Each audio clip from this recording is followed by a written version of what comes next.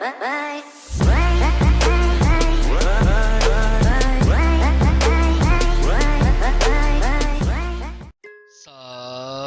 tout le monde, comment allez-vous? Moi ça va plutôt bien aujourd'hui. On se retrouve pour l'histoire de 1NW Melee. Voilà. Donc Chroma, ce mec est clairement chaud. C'est encore une autre catégorie de rappeurs. Clairement, vraiment clairement. Voilà, c'est vraiment... Tu vois la catégorie genre TK, ben, c'est à peu près la même chose dans le genre de mec, clairement, voilà, parce qu'il est vraiment très chaud. Bref, donc on est parti, donc Jamel Maurice Diamonds, de son vrai nom, né le 1er mai 1999, il a 20 ans aujourd'hui, voilà, donc il va sur ses 21 ans. Plus connu sous le nom de 1NW Melee, bon bref, excusez-moi pour l'accent dégueulasse en anglais. Il vient tout simplement de Greenford en Floride, voilà, quartier cool à la base, hein, voilà, enfin quartier un peu plus cool là, à la base dans son lieu de naissance, je vais y dire entre guillemets. Son père se nomme Jamie Diamonds, apparemment soit il a quitté ou quoi caisse. J'ai pas eu vraiment d'informations à ce niveau là, donc je vais pas partir plus loin. Et par contre concernant sa mère, Dante Taylor, qui l'élèvera seul avec sa grand-mère, voilà, jusqu'à non plus qu'on n'ait plus vraiment de nouvelles de sa grand-mère, ou alors elle déménagera, bref on n'a pas vraiment de nouvelles non plus pour sa grand-mère, donc on sait que voilà quoi. Et sa mère l'a élevé avec sa grand-mère à peu près jusque l'âge de 5-6 ans, en tout cas ainsi, enfin bref, un bazar ainsi. Bref, donc après tout ça, elle déménagera dans une partie plus pauvre. Et il faut savoir que la mère quand même de Melee, elle a eu clairement du mal à payer les loyers, tout ça, donc voilà, clairement elle a eu du mal à payer les loyers. Et il faut savoir aussi que sa mère elle a eu très jeune, voilà, elle a eu quand même à 14 ans, elle a dû clairement abandonner les études pour aller taffer dans des fast-food, dans 2 fast-food, voilà, chili et un autre truc, voilà, c'est vraiment américain, donc c'est pas des trucs qu'on a ici, genre McDo ou KFC ou des trucs ainsi. Donc clairement, bah, elle a du tout abandonné pour élever son fils, et franchement chapeau bas parce que bah, je trouve ça vraiment bien. Mais bon, c'est triste quand même ce qui est arrivé par la suite. Bon, enfin bref, donc voilà. Donc à savoir quand même qu'elle le prenait de temps en temps dans son boulot, et il était très calme à une certaine époque aussi, clairement. Voilà. Donc il était vraiment très calme, en fait. Elle donnait des dessins ou ou une Game Boy ou un truc dans le genre, je vais dire entre guillemets, il était calme, il jouait, en fait elle faisait tout son service tranquille, il faisait des dessins tranquille, il jouait à Pokémon tranquille, entre guillemets ce que je vais dire. Et quand elle ne savait pas vraiment le passer à un babysitter, mais clairement ce mec devient clairement une sorte de démon une fois qu'il passe la plupart de son temps chez son oncle. Et son oncle, eh bien, il est trafiquant de drogue, bref tout ça. Et là où il grandit, ça va pas nettement l'améliorer là-dedans, parce que clairement il grandit dans la drogue, la violence, les gangs, bref, tu connais un petit peu tout ce qui se passe dans les quartiers américains. Et donc clairement, bah, c'est avec son nom qu'il commence à connaître tout ça, voilà, les gangs, tout ça, enfin bref, donc voilà. Un beau jour, il regarde un film, voilà, et bah, avec ce film-là, il commence à être vachement inspiré, voilà, il commence à faire des cascades ou des trucs ainsi. Bon, pour lui, c'est un jeu d'enfant, je vais dire, c'est tout à fait normal. Et en fait, en tombant, il voit sous le canapé un gun, il le prend, il va dans le jardin tranquillou, il commence à tirer avec. Et c'est là que vraiment, quand je parle du démon, c'est vraiment le démon se réveille, clairement.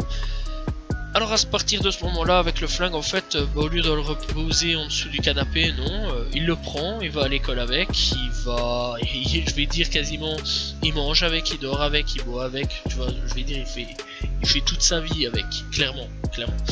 Jusqu'à ce que l'école le découvre, gentiment lui explique que non, c'est pas autorisé, au revoir, casse-toi.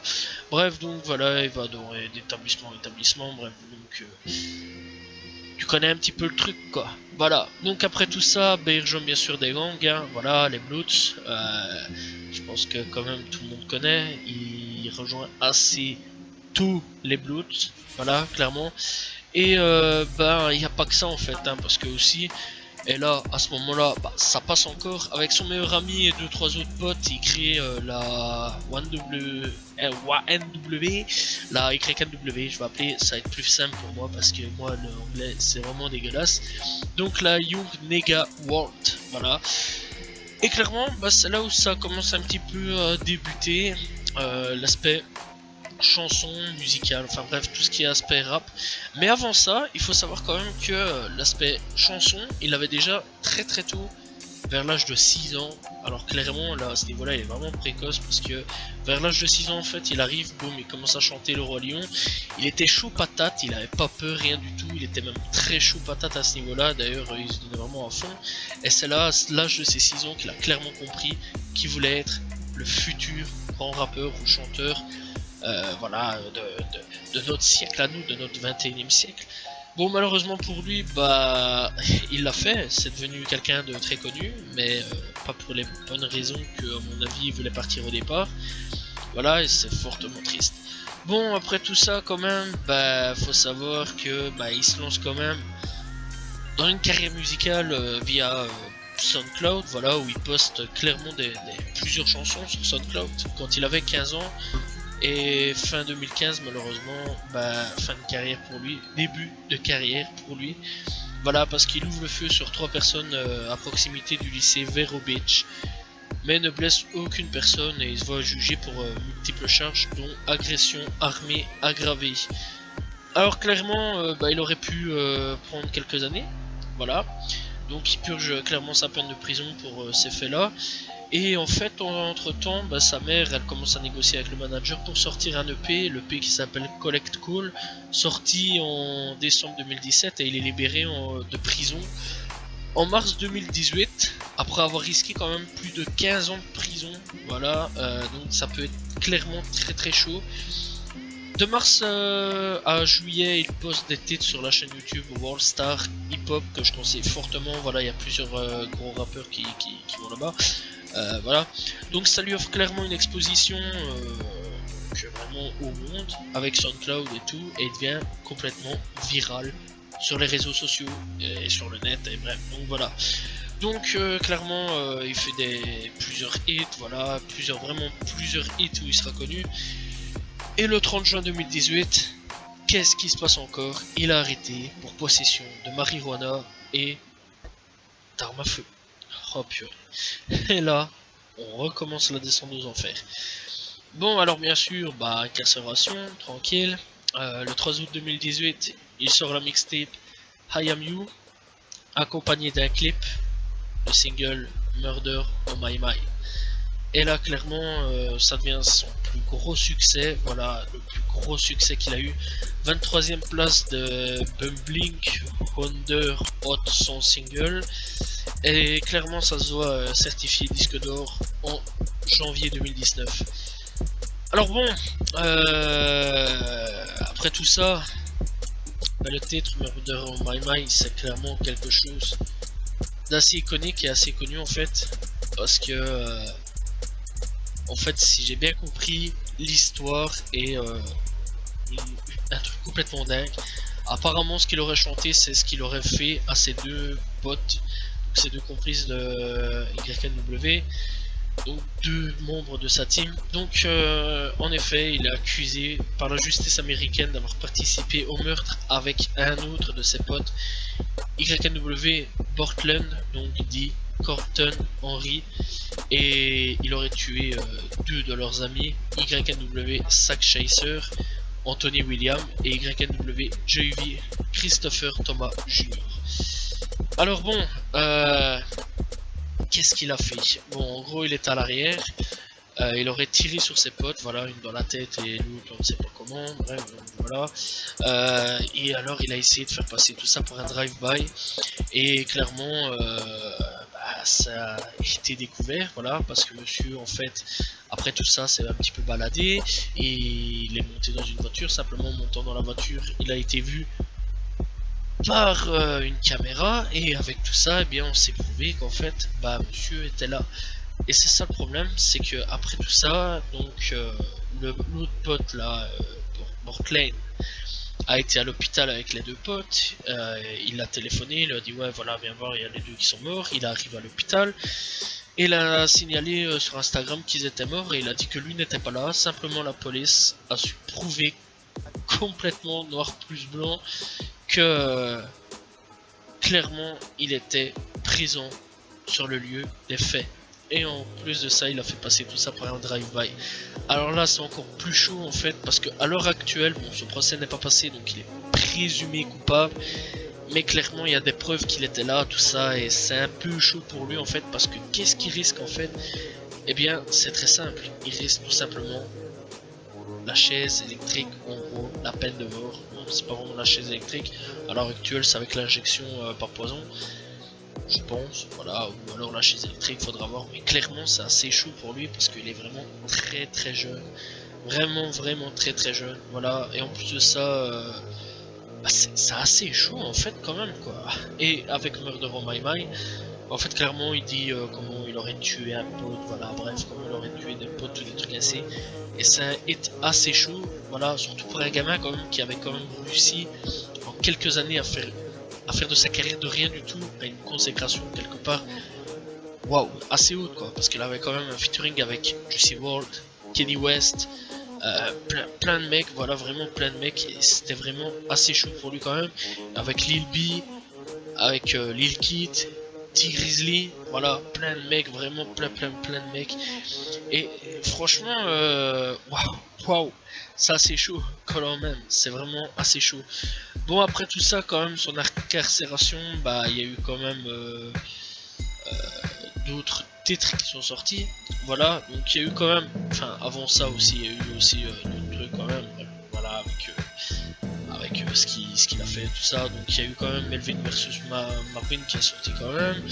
Il y a eu d'autres titres qui sont sortis après tout ça quand même, malgré qu'ils soient incarcérés, d'autres albums, bref, voilà. Et franchement, ce que je retiens là-dedans quand même, c'est que ce mec est vraiment chaud. À un très jeune âge, c'est vraiment chaud vraiment. Et il dit clairement que lui il serait bientôt de retour chez lui, et parce que Dieu est avec lui. Bref, le mec il est quand même pas tout seul non plus, je tiens quand même à préciser qu'il dit qu'il a 7 personnalités, qu'aujourd'hui on en a découvert 3 sur les 7. Le mec que tout le monde connaît, un peu bling bling, voilà, la star, voilà, un petit peu tout le monde connaît. Le mec vraiment dangereux, vraiment le gangster, le tueur, le tigre, enfin vraiment le truc. Et le mec le plus timide en fait, voilà, et vraiment ce type là, s'il a vraiment toutes ses personnalités, c'est un peu, wow, un peu chaud quand même quoi, c'est vraiment un psychopathe en fait, clairement. Donc voilà, déjà il y en a beaucoup qui pensaient qu'il était vraiment normal, parce que il y en a beaucoup qui disent ouais il a une tête quand même de pas normal, tout des trucs ainsi. C'est vrai que le mec il arrive quand même devant le tribunal avec un de ses sourires venus de l'enfer, tu sais pas d'où c'est sorti clairement, et c'est assez chaud quand même quoi, c'est vraiment très chaud quand même. Le type il arrive avec un de ses sourires normal en fait, comme s'il savait qu'il allait sortir. S'il sort pas en fait, waouh, je me demande s'il va encore avoir un sourire comme ça, parce que franchement, ou si la mort lui fait peur, parce que franchement, un sourire pareil, j'avais jamais vu, c'est vraiment assez chaud. Bref, dans l'ensemble, ce qu'on retient quand même, c'est qu'il aurait tué quand même ses potes, dont un soupçon aussi avec un policier qu'il aurait tué il y a quelques années d'ici, voilà, durant un règlement de compte et tout le bazar. Faut voir un petit peu, voilà, à ce niveau-là. Alors aujourd'hui, il comptabilise quand même plus de 4 projets, voilà, que je n'ai pas vraiment parlé, j'ai un petit peu survolé certains trucs. Donc il y a Collect Call, bien sûr j'en ai parlé, il y a I Am You, We All Shine et Melly vs Melvin, donc We All Shine et Melly vs Melvin ils sont sortis tous les deux en 2019. I Am You est sorti en 2018 et Collect Call est sorti en 2017. Alors clairement en fait ce type là a clairement percé, je vais dire en quelques années, 3 ans en fait, 3 ans en sortant des EP tout ça bien sûr, il faut voir un petit peu avant, donc clairement en fait en 5 ans je vais dire, hein, vu qu'il portait depuis ses 15 ans sur Spotify, non sur SoundCloud, excusez-moi, sur SoundCloud il était là, il était disponible, voilà, donc vous pouvez aller l'écouter. Donc en 5 ans je vais dire il a fait clairement une grosse carrière, enfin il a fait clairement, il s'est fait connaître, voilà. Bon, faut pas oublier non plus qu'il a posté ses musiques, il a été incarcéré, il est sorti, on lui a mis son album durant qu'il était incarcéré, il est sorti, il a taffé pour faire d'autres albums, mixtape et tout ça, et après tout ça il a quand même fait plusieurs trucs, donc voilà. Bon après, moi je vous le conseille, c'est pas des mauvais trucs, moi j'ai pu aller écouter le P et tous les 3 autres projets.